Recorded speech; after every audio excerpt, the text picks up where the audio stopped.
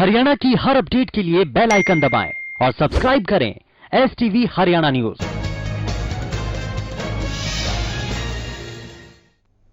नमस्कार, हरियाणा न्यूज के बुलेटिन आपका जिला आपकी खबर में आप सभी का स्वागत है और मैं हूं आपके साथ सोनिया सतानीता। खबरों की शुरुआत करते हैं रोहतक के खबर के साथ, जहां बीजेपी प्रदेश अध्यक्ष ओपी धनखड़ पहुंचे और वहां उन्होंने बीजेपी और जेजेपी के कार्यक्रमों का विरोध करने वाले किसानों को कहा कि किसी भी आंदोलनकारी को कार्यक्रम रोकने का कोई अधिकार नहीं है।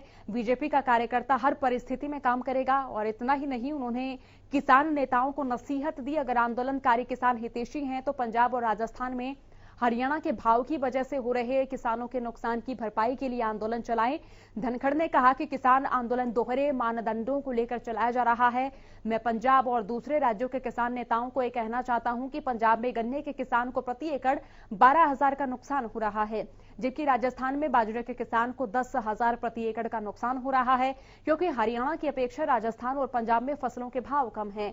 अगर किसान नेता किसान हितैषी हैं तो इन दोनों प्रदेशों में किसानों के नुकसान की भरपाई के लिए आंदोलन चलाएं। आंदोलन है वो दोहरे मापदंडों पर है। मैं दर्शनपाल, राज्यपाल, बलबीर राज्यपाल, उग्रावा, इनसे सबसे कहना चाहूँगा कि पंजाब के किसान का, गन्ने किसान का हरियाणा की तुलना में 12,000 प्रति एकड़ का नुकसान हो रहा है। पंजाब की सरकार से दिलवाएं, आंदोलन करें। राजस्थान के बाजरे के किसान का 10,000 रुपये प्रति एकड़ का नुकसान हुआ। गहलोत साहब ने कोई आंदोलन नहीं किया, वहां जाके दिलवाएं। देखिए, किसी भी किसान संगठन को, किसी भी दल के किसी कोई कार्यक्रम को रोकने का कोई अधिकार नहीं है। किसी किसान जत्थेबंदी को किसी के कार्यक्रम के लिए कर्फ्यू लगाने का अधिकार नहीं है। कोई ऐसा नहीं है कि आप दूसरों के कार्यक्रम को बंद कर देंगे। सब दलों को, सब संगठनों को अपने काम करने का अधिकार है। लोकतंत्र में अपनी बात करने का अधिकार है। अगर इससे कोई रोकता है तो ये लोकतांत्रिक मूल्यों के खिलाफ बात है। ये सच्चा लोकतंत्र नहीं है। जिस तरह से किसानों को अपने आंदोलन करने का हक है, ऐसे ही बाकी सब संगठनों को भी अपनी बात करने का, अपने कार्यक्रम करने का पूर्ण हक है। और भारतीय जनता पार्टी के कार्यकर्ता उस स्वरूप में अपने काम में। और वहीं सोनीपत के सिंघू बॉर्डर पर इनेलो नेता अभय सिंह चौटाला पहुंचे और किसानों के बीच पहुंचकर चौधरी देवीलाल की पुण्यतिथि मनाई। इस दौरान अभय चौटाला ने जेजेपी के आला नेताओं पर निशाना साधा। उन्होंने कहा कि अगर जेजेपी ताऊ देवीलाल के पद चिन्हों पर चलने वाले लोग हैं तो किसानों के हितों में इस्तीफा देकर खड़े हों। आज जेजेपी नेताओं को ताऊ देवीलाल की पुण्यतिथि पर बैठकर विचार करना चाहिए, श्रद्धांजलि देकर किसानों के बीच में आए, हम भी उनका स्वागत करेंगे। अभय चौटाला ने कहा कि जेजेपी के आला नेताओं ने ताऊ देवीलाल की नीतियों को बीजेपी के पास गिरवी रख दिया है। और वहीं SYL के मुद्दे पर अभय चौटाला ने कहा कि सुप्रीम कोर्ट का फैसला आ चुका है। हरियाणा के मुख्यमंत्री की जिम्मेदारी है कि नहर बनवाकर हरियाणा के हिस्से का पानी लाए, वो हमारा अधिकार है। इस मुद्दे को लेकर बीजेपी ने लोगों को बांटने की कोशिश भी की है। लाल ने सारी उम्र किसानों की लड़ाई लड़ी और आज किसान सबसे ज्यादा परेशान है। कृषि के 3 ऐसे काले कानून इस देश के प्रधानमंत्री ने बनाए, जिसकी वजह से आज करोड़ों की संख्या में किसान जो है अपने अपने ढंग से सरकार को एक आंदोलन के रूप में ये एहसास करा रहे हैं कि आपने जो कानून बनाए वो गलत है। कोई टिकरी के बॉर्डर पे बैठ के करा रहा है, कोई सिंघू के बॉर्डर पे बैठ के करा रहा है, कोई पलवल के बॉर्डर पे, कोई शाहजहाँपुर के बॉर्डर पे, कोई आपके गाजीपुर के बॉर्डर के ऊपर, जहाँ यहाँ लाखों की संख्या में किसान बैठे हैं। लेकिन चौधरी देवीलाल को जो पगड़ी पहनाई, उन्होंने उस पगड़ी का सम्मान करके उसको प्रधानमंत्री की कुर्सी पर रखने का काम किया। चौटाला साहब को जो पगड़ी पहनाई थी, 10 साल की कैद कांग्रेस के लोगों ने षड्यंत्र के तहत करा दी थी। उन्होंने अपनी पगड़ी किसी के कदमों में नहीं रखी, 10 साल की कैद उन्होंने काट ली। और एक पगड़ी दुष्यंत के सर पे रखी थी लोगों ने, जो पगड़ी उन्होंने बीजेपी के ले जाके पैरों में रख दी और बीजेपी वालों ने उस पगड़ी को रौंदने का काम किया।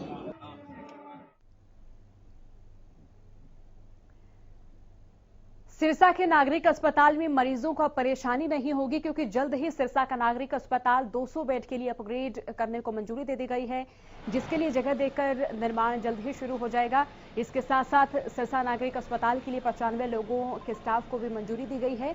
इसके लिए विधायक गोपाल कांडा और उनके अनुज श्री बाबा तारा कुटिया के मुख्य सेवक गोविंद कांडा ने मुख्यमंत्री मनोहर लाल और स्वास्थ्य मंत्री अनिल विज का आभार व्यक्त करते हुए कहा कि इससे लोगों को सिविल अस्पताल में और बेहतर सुविधाएं और बेहतर स्वास्थ्य सेवाएं मिल सकेंगी।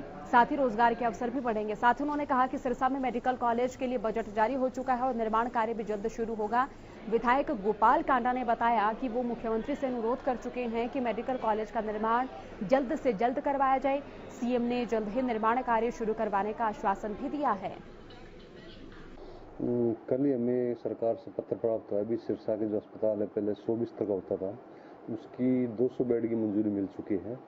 तो डेफिनेटली इससे लोगों को फायदा होगा। जैसे हमारे पास मेडिकल, पैरामेडिकल और आउटसोर्सिंग और स्पोर्ट्स पास सभी तरह के स्टाफ में वृद्धि हुई और कुल मिलाकर 95 जो नई पोस्टें सेंक्शन हुई है, तो डेफिनेटली मरीजों को बेहतर सेवाएं मिल पाएंगी। तो अभी जैसे हमारे पास पोस्ट सेंक्शन होकर आ चुकी है, ठीक है, उसके बाद हमारा जैसे स्टाफ आता जाएगा ऊपर सरकार से हम उनको लगाते जाएंगे और उसके बाद हम 200 बेड के लिए कुछ 10 एकड़ की लैंड और भी तलाश में, तो उपायुक्त मोदी ने कमेटी बनाई जिसकी मीटिंग अभी आज 11 बजे, तो वो भी तलाश करके 200। फसल पंजीकरण में आ रही परेशानी के चलते किसान संघर्ष समिति जाखल ब्लॉक के किसानों ने नायब तहसीलदार को ज्ञापन सौंपा। किसानों ने बताया कि फसल पंजीकरण आपस में मिल नहीं खा रहा है, ऐसे में फसल पंजीकरण करवाने में दिक्कतें आ रही हैं। इसी के संबंध में जाखल के नायब तहसीलदार को ज्ञापन सौंपा गया। नायब तहसीलदार ने इस बारे में जिला राजस्व अधिकारी से बात कर समस्या का जल्द समाधान का आश्वासन दिया है। आज हमारा जो पंजीकरण को लेकर था उसको लेकर तहसीलदार से मिले। जाखल गाँव में काफ़ी समस्या आ रही है पंजीकरण को लेकर, और पंजीकरण जो सरकार द्वारा मेरी फसल मेरा बुरा की जा रही है उसमें पटवारी के जो पंजीकरण उसके साथ मिल नहीं पा रहा। तो हम तहसीलदार साहब को मिले कि दोनों की तारीख भी उठाई जाए और ये समस्या को दूर की जाए। और पोर्टल नहीं खुल रहा, मैंने अधिकारियों को अवगत करा दिया गया और वे समस्या का समाधान करने लग रहे हैं। आज ही मैं तो आश्वासन मैंने अधिकारियों में बात की है, अधिकारियों ने कहा भी आज ही आपका कार्रवाई हम करके देंगे। कोशिश यही है जल्दी खुलेगा। देश में कोरोना एक बार फिर तेजी से पैर पसार रहा है। यमुनानगर के बिलासपुर के एक सरकारी स्कूल में 7 छात्र और 2 शिक्षक कोरोना पॉजिटिव मिलने से सनसनी फैल गई। स्कूल के प्रिंसिपल मुकेश कुमार ने बताया कि स्कूल में बच्चों के कोरोना सैंपल लिए जा रहे हैं और जिन बच्चों के सैंपल लिए गए थे उनमें से 7 बच्चों और 2 शिक्षक पॉजिटिव आए हैं। और वहीं उन्होंने कहा कि इन मामलों को गंभीरता से लेते हुए सोशल डिस्टेंसिंग की पालना की जा रही है। साथ ही सभी बच्चों को मास्क पहनना अनिवार्य किया हुआ है। उन्होंने अभिभावकों से भी अपील की है कि जब भी बच्चों को स्कूल भेजें फेस मास्क और सैनिटाइजर बच्चों के साथ ही भेजें ताकि कोरोना से बचाव किया जा सके। और वहीं स्वास्थ्य विभाग ने भी बढ़ते कोरोना मामलों को लेकर सभी से कोविड से बचने के लिए कोरोना नियमों की पालना की अपील की है। कि विद्यालय में बच्चों की चेकिंग हो रही है, तो उस चेकिंग के दौरान कई बच्चे हमारे 6-7 बच्चे पॉजिटिव पाए गए और 2 टीचर भी हमारे पॉजिटिव पाए गए हैं। तो हम जैसे एग्ज़ाम भी चल रहे हैं हमारे, तो एग्ज़ाम में और प्रैक्टिकल दोनों साथ साथ हैं, तो सोशल डिस्टेंसिंग का हम पूरा ध्यान रख रहे हैं। और हमने सुबह आते ही क्या कराते हैं कि स्कूल में सर्वे करा देते हैं और जो भी नॉर्म है इसके कोरोना कोविड के उसको अपना रहे हैं हम। एक्चुअली मेरे विद्यालय के बच्चे जब अंदर आते हैं तो सबके सब बच्चे मास्क लगाते हैं, लेकिन मैं भी देखता हूँ उनको टोकता भी हूँ कि जैसे बच्चे गेट से बाहर जाते हैं तो फिर अपने उसी लाइन में आ जाते हैं और मास्क उतार के अपने बैग में रख लेते हैं। उनको बार बार टोका जाता है और थोड़ा सा उनको समझाया जाता है। जो बच्चे थे और टीचर्स थे स्कूल में उनकी सैंपलिंग करने के लिए भेजा, तो अब उसमें से आज रिपोर्ट आई है काफ़ी, उसमें 7 बच्चे और 2 टीचर पॉजिटिव पाए गए हैं। तो हमारी टीम है, हमने ये कराया प्लान। अब पूरा हम दोनों स्कूल हैं, सरकारी स्कूल हैं, उनमें कल सैंपलिंग की योजना बना रहे हैं उनमें जाने के लिए, ताकि बाकी बच्चे सुरक्षित रहें। ठीक है, जो बच्चे हैं जो कोरोना पॉजिटिव आए हैं वो बाकी औरों को ना संक्रमित कर दें। तो ये हम पूरी टीम है हमारी तैयारी से वहाँ जाएंगे। और मैं ये सबको दे रही हूँ एडवाइस, वैसे वैक्सीनेशन आ गई है इसकी, मगर मास्क बहुत ज़रूरी है, मास्क पहनेंगे। और वहीं फतेहाबाद में कोवैक्सीन की डोज खत्म होने के चलते बुजुर्गों को इस वैक्सीन की दूसरी डोज नहीं लग पा रही है। वैक्सीन की पहली खेप खत्म हो चुकी है और नई खेप के लिए स्वास्थ्य विभाग इंतजार कर रहा है। स्वास्थ्य विभाग की डिप्टी सिविल सर्जन और कोरोना वैक्सीनेशन कार्यक्रम की नोडल अधिकारी डॉक्टर सुनीता सोखी ने बताया कि कोवैक्सीन की दूसरी खेप अभी तक विभाग को नहीं मिल पाई है, जिसके लिए उच्च अधिकारियों से बात की गई। फिलहाल जिले में आसपास की CHC और PHC से पहली खेप में से बची कोवैक्सीन की डोज को जरूरत वाली जगह पर अस्पताल में शिफ्ट करवाकर काम चलाया जा रहा है। आज से हमने कोवैक्सीन लगानी शुरू की जब सीनियर सिटीजन का फेज स्टार्ट हुआ। जो 45 से 59 साल वाले और 60 साल से ऊपर वालों का जो फेज है वो 1 मार्च से स्टार्ट हुआ था और हमने उसी दिन कोवैक्सीन खोली थी। और कोवैक्सीन अभी हमें जैसे स्टेट से आदेश प्राप्त हुए कि 8 अप्रैल को कोवैक्सीन सभी जिलों में आ जाएगी। अभी मैंने इसकी शॉर्टेज को देखते हुए हमारा जो इलेक्ट्रॉनिक वैक्सीन इंटेलिजेंस नेटवर्क है वो फ़ोन में मुझे पता चल जाता है कि किसके पास कोवैक्सीन एक्स्ट्रा पड़ी है, ताकि हम जुडिशली जिनको सेकेंड डोज की ज़रूरत है उनको ज़रूर लगाएं, क्योंकि सेकेंड डोज की बेनिफिशियरी हमारे पास अब आनी शुरू हो गई है। और ये वैक्सीन जब लॉन्च हुई थी जब भी बताया गया था कि जो पहली डोज लगी है वही दूसरी भी लगेगी।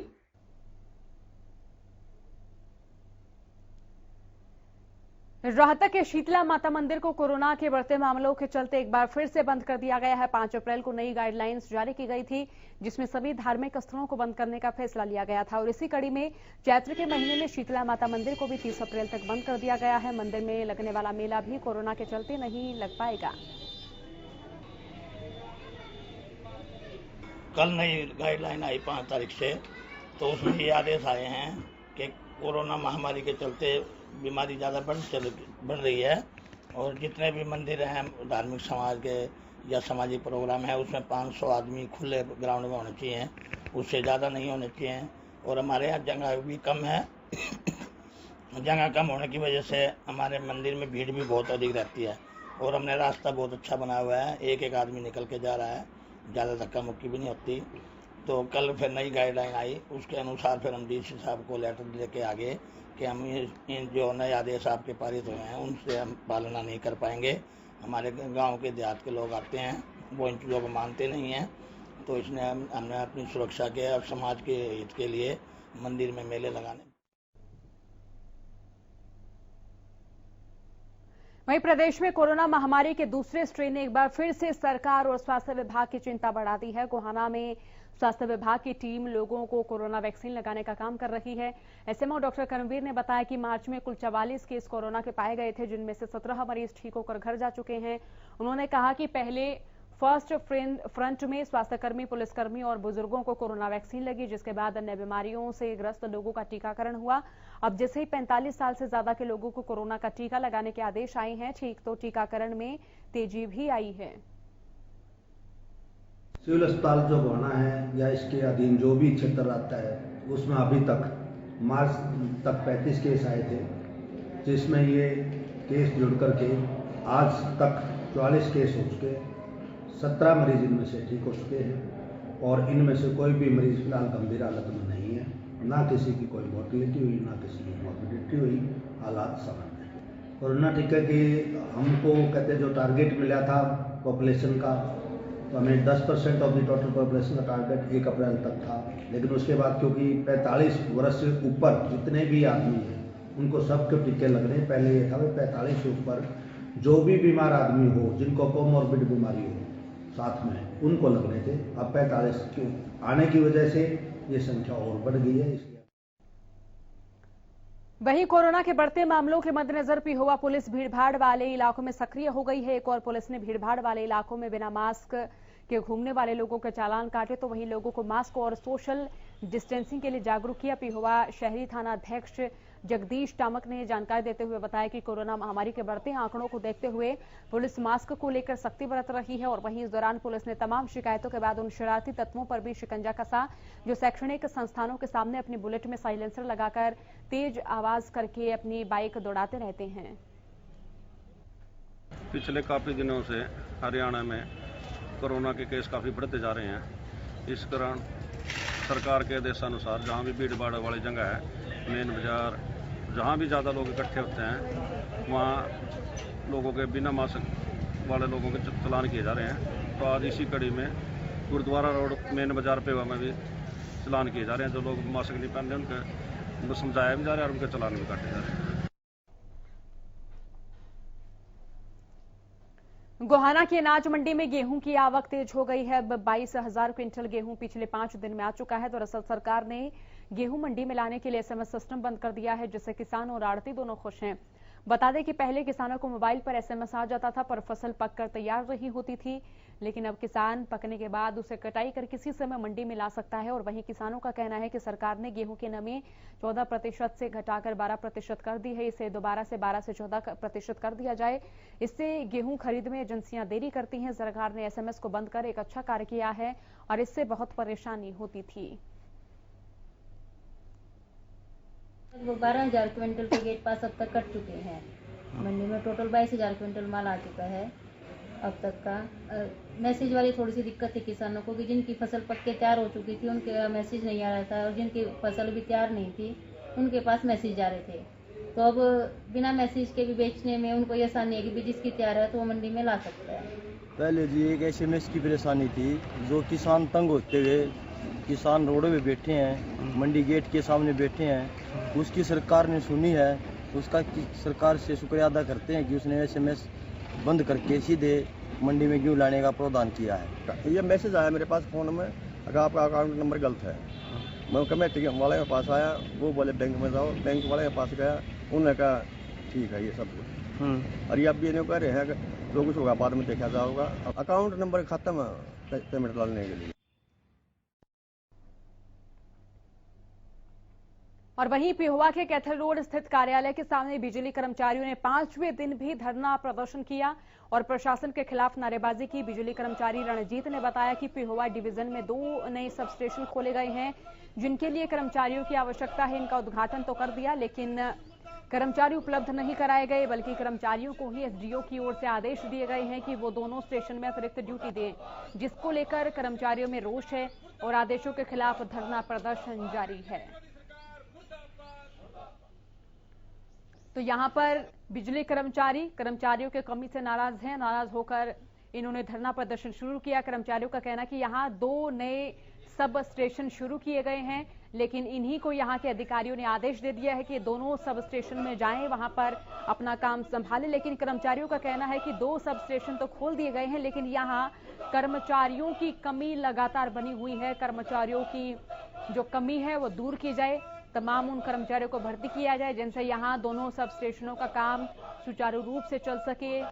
और यहां ये पिहोवा से तस्वीरें, यहां 2 सब स्टेशन शुरू किए गए लेकिन कर्मचारियों की कोई भी नियुक्ति यहां नहीं की गई है, जिसको लेकर बिजली कर्मचारियों का धरना लगातार जारी है। और इसी बीच इनका यही कहना है कि 2 सब स्टेशन बन चुके हैं लेकिन कर्मचारी उनके मार्फत या उनके अनुसार नहीं है। आज हमारा धरना है 5वें दिन में स्टार्ट हो गया। जो हमारे धरने का मुख्य उद्देश्य था कि जैसे 33 नए 2 सब स्टेशन का इन्होंने उद्घाटन किया 31 मार्च को, 33 KV मलिकपुर, 33 KV पेवा 2। लेकिन दुख की बात है कि पावर हाउस नए बना दिए, जबकि एक पावर हाउस के ऊपर 7-8 आदमियों की जरूरत होती है उसको चलाने के लिए। 3 शिफ्टों में ड्यूटी लगती है वहाँ साफ सफाई के लिए, और उसका एक इंचार्ज भी होता है। लेकिन इन सरकार की तरफ से, निगम मैनेजमेंट की तरफ से नए पावर हाउसों का उद्घाटन तो धड़ल्ले से किया जा रहा है, लेकिन उनके ऊपर पुराने कर्मचारियों को अतिरिक्त ड्यूटी देने के लिए प्रेशराइज किया जा रहा है। उनके धक्के से SDO ललित अत्री ने ऑर्डर कर दिए ऊपर वाले अधिकारियों के दबाव में आकर कि आप अपनी अतिरिक्त ड्यूटी यहाँ भी कीजिए और नए पावर हाउसों में भी ड्यूटी कीजिए, तो जिससे कि हमारे कर्मचारियों के अंदर पूरा रोष है। जब तक कि हमारे नए सब स्टेशनों के ऊपर नया स्टाफ नहीं लगाया जाता तब तक हमारा धरना ऐसे ही चालू रहेगा। और वहीं देश की रक्षा के लिए जान की बाजी लगाने वाले सैनिक अगर हमारे सिस्टम के आगे जिंदगी की जंग हार जाएं तो फिर अच्छे दिनों की बात करना बेईमानी होगी। महेंद्रगढ़ के गांव खातौद निवासी 34 साल के CRPF का जवान रविवार को अपने जीजा के साथ किसी काम से रेवाड़ी जाते समय गांव सिंगड़ी के बस स्टैंड के पास एक ट्रॉला की चपेट में आने से घायल हो गया। घायल को नागरिक अस्पताल में प्राथमिक चिकित्सा के बाद हायर सेंटर रेफर कर दिया गया। फिर परिजन घायल को रेवाड़ी के एक निजी अस्पताल में ले गए, जहां उनकी गंभीर स्थिति को देखते हुए उनको गुरुग्राम के पारस अस्पताल में रेफर कर दिया गया। सैनिक के परिजन इलाज के लिए अस्पतालों के चक्कर काटते रहे लेकिन अपने बेटे को बचा नहीं सके। सैनिक की मौत पर पूरे गांव को दुख है और वहीं हर कोई सिस्टम को कोस रहा है। दिल में दर्द छुपाए हर किसी की जुबान पर सिर्फ एक ही बात थी कि काश देश के सिस्टम में कोई खामी नहीं होती तो आज हमारा जवान सिस्टम के आगे जिंदगी की जंग न हारता। और वहीं CRPF के जवानों ने राजकीय सम्मान के साथ मातमी धुन बजाकर शस्त्रों को उल्टा कर सैनिक को अंतिम विदाई दी। था इसकी बहुत ही एक असामयिक मौत हो गई, जिसे हम हमारे लिए हमारे किसी भी जवान की क्षति, चाहे वो एक्शन में हो या हमारे रूटीन लाइफ में हो, वो बहुत ही अपूर्णीय क्षति होती है। हम सभी को इसके जाने का बहुत ही दुख है और ये हमारे लिए काफ़ी अपूर्णीय है। हम यहाँ अपनी पूरे सम्मान के साथ इस जवान की ये अंतिम संस्कार में शामिल हुए और ये हमारी पार्टी यहाँ पे आके और इनके परिजनों को सांत्वना और जो विभाग की तरफ से, हमारे डिपार्टमेंट की तरफ से जो भी सहायता है, उन सभी को एक्सटेंड करने के लिए। और वहीं बुलेटिन में इतना ही। बने रहिए हरियाणा न्यूज के साथ। नमस्कार।